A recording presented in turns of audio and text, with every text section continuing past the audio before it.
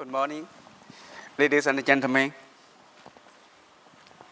The situation and the evolution of avian influenza in China. This is a distribution map of different subtypes of AIVs in poultry in China. H9 and H5 are the most prevalent AIV subtypes in most provinces. But other subtypes can also be isolated from most of the provinces. So the avian influenza virus infection in China is very complicated. Before 1990s, influenza A viruses were only reported in wild waterfowl, not in poultry in China.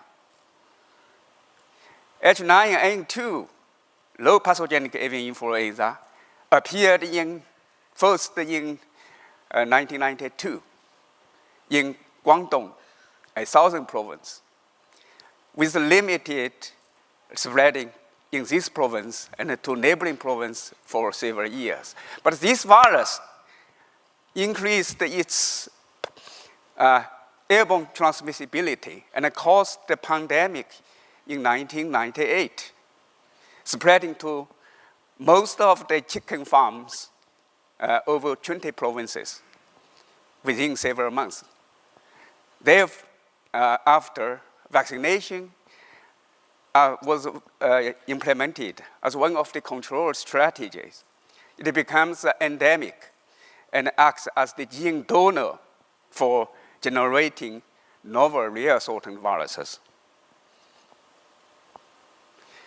Asian H5N1 HPAIV first appeared in 1996, also in Guangdong province, in domestic geese. It spread to most of the poultry raising area after the 2003 to 2004 pandemic. A compulsory massive vaccination program in poultry in mainland China, supported by the government, has been implemented since 2004.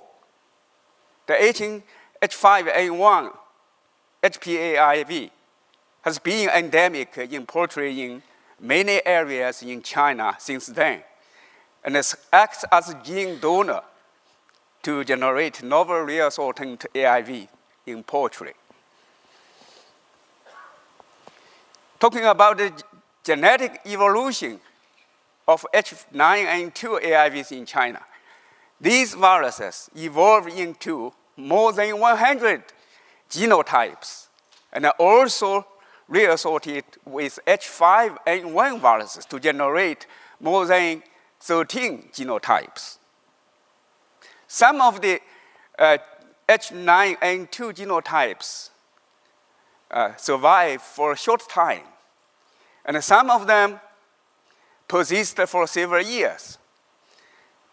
But one special kind of genotype, we call it genotype S or G57, which appeared in 2007 and has become overwhelmingly dominant since 2010. This virus genotype, just in the red square here. So this special kind of genotype of H9N2 virus as the gene donor to generate novel reassortant viruses. Here is the slide shows you the novel reassortant AIVs emerged in poultry in China in recent years. First is the H7N9, which is spread to more than 18 provinces. It first appeared in 2013. And the second is the H10N8 virus, which appeared in 2010 in 3 provinces, Jiangxi, Hunan, and Guangdong. Both of these two viruses derived their HA gene, internal genes, from the overwhelmingly dominant genotype H9N2 viruses. And also we have different NA type of the H5 viruses. Altogether, 4. All these H5 viruses derive their HA gene from Asian H5N1 virus.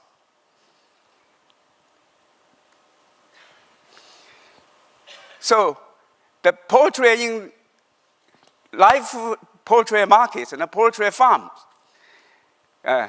in H9N2 and H5N1 endemic area acts as the mixing vessel for generating the novel AIVs. I will introduce you individual reassortant. The first as the generation and the genetic evolution of H7N9 AIVs. The HA gene from the H7N3 virus in domestic ducks, and then the NA gene from H10N9 circulating in chickens, and also deriving their internal genes, all six internal genes from the overwhelmingly dominant H9N2 viruses. So generate the novel H7N9 virus. And then the generation of novel H5NX. Now we have 4 different NA type of H5 viruses.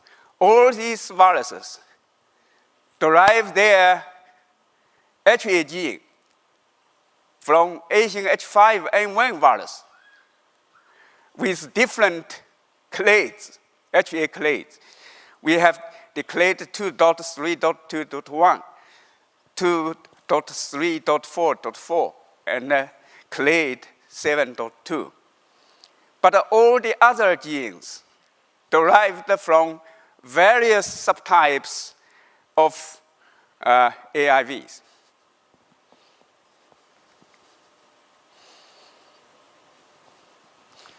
The generation and the evolution of H10 and 8 AIVs start from the H10 and the N8 viruses in wild birds through H10N2, H3N8 in domestic duck, and then generate by reassortment to the H10N8 virus in the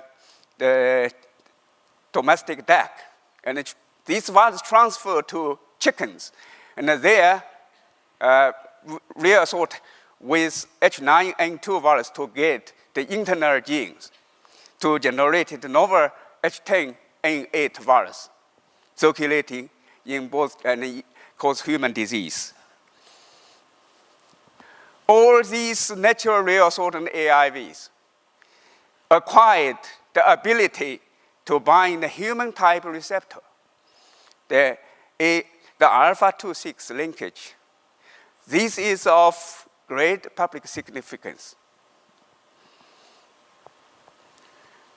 Talking about the evolution of Asian H5N1 hemochromosome, I'd like to say the H5N1 HAG evolves very rapidly.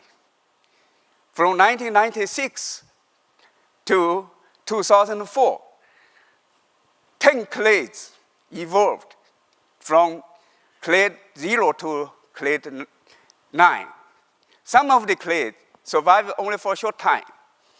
Some of these clades persist for several years.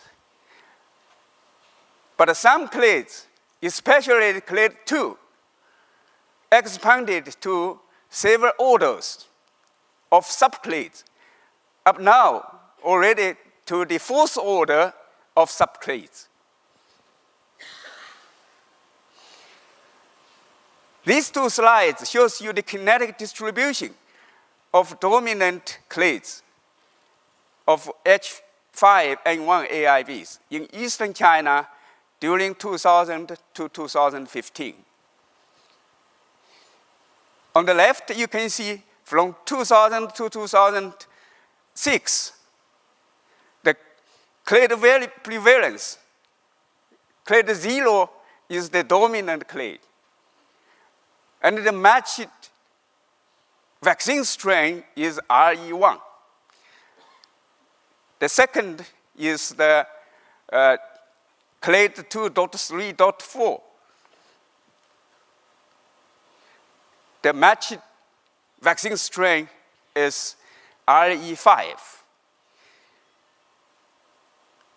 During 2007 to 2009, the clade prevalence showed that clade 2.3.4 is the dominant one. And from 2010 to 2011, the clade prevalence showed that the clade 2.3.4 is the dominant one. And in the year 2012, the clade prevalence showed that the clade 2.3.1 is the prevalent. This one. Clade 2.3.2.1 is prevalent. The matched vaccine strain is RE6. Here in the year 2013, the dominant clade is clade 7.2, and the matched vaccine strain is RE7. And in the year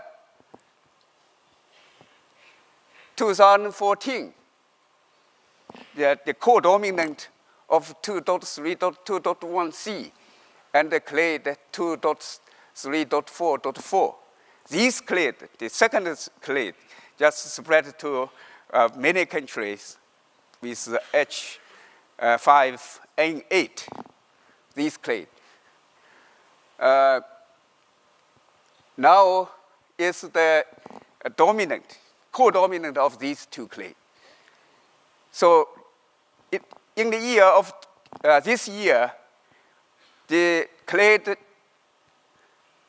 2.3.2.1c is the dominant. And we don't have matched vaccine strain for these. So pay attention to the coexistence of three clades in the same year. The current dominant clade 2.3.2.1c without appropriate vaccine.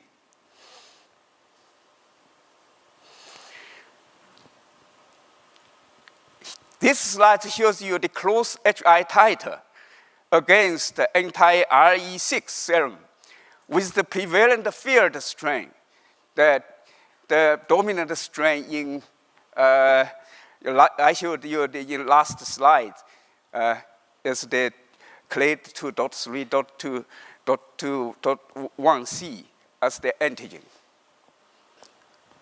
We can see from the last column the close HI titer, the difference between 5 to 7 HI titer in log 2. So the antigenic match is very important for vaccine development.